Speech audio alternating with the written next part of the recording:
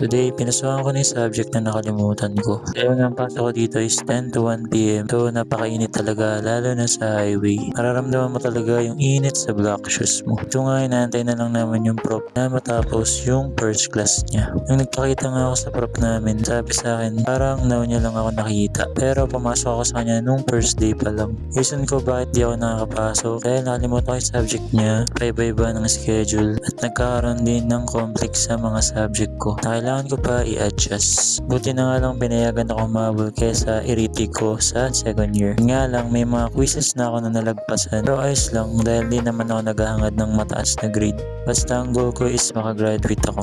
Ito nga pinagawa kami ng mga activities about sa buhay ni Rizal. Medyo masakit nga lang sa bato ko kasi ayoko ako.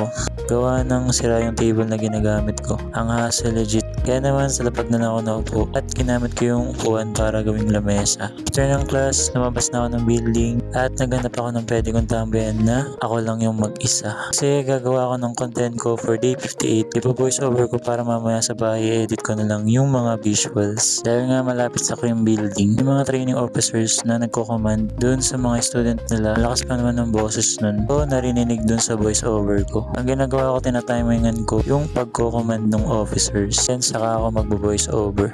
After nito, lumakad na ako pansakayan ng jeep sa 7-Eleven para magantay ng bus na aircon dahil nga napakainit. Tapos hindi ako sure pero parang dinudukutan ako ng mama na to. Kasi naman nasa likod yung kamay niya sa bag ko. Sense ko lang pero hindi ako sure. Mabilis kasi. Basta yun, ingat na lang kayo pag nakikita nyo to. Marami din kasing tao gawa ng maraming lumabas sa sports complex. Doon pa naman yung coin purse ko at pamasahe. Okay na nga ako nito sa bus papuntang Stammer kasi invite ako ni Bunso Gab sa church nila dahil meron silang event about sa love. Ako natutunan dito about sa love, dapat kaya mo mag-sacrifice, protektahan at kaya mo ipaglaban yung taong mahal mo. Ako hindi na ako basta-basta nagkakagusto kasi madali lang naman magjowa talaga. Pero yung commitment, marami kasing nahihirapan gawin. Puro salita na lang pero wala naman sa action. Kaya mas mainam nag-focus muna sa life kung paano ka magiging successful para pag dumating yung taong para sa'yo talaga naka-ready ka na. At syempre dapat hindi lang ikaw yung naka-ready, pati yung future na partner mo.